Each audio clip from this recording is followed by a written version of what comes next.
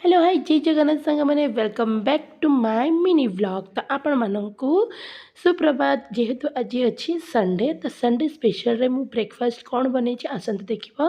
ये मुझे चूड़ा उपमा जोड़ा कि मतलब बहुत पसंद।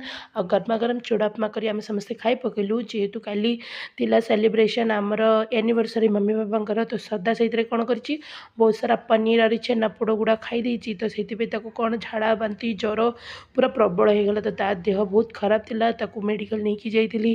तार गोटे टेम्परेचर चेक कले देखला बेलू ज्वर बहुत थिला।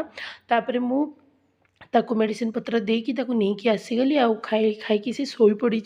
आ मु रोषेईबास कम समस्त खाया पे देदेली।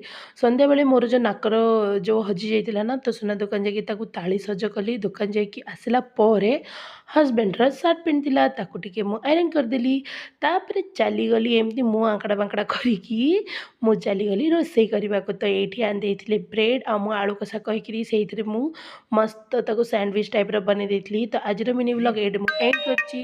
आपण मानकु मो ब्लॉग केमति लागछि निश्चित लाइक करंतु, सब्सक्राइब करंतु। भल लागिले रहिली। जय जगन्नाथ, बाय बाय।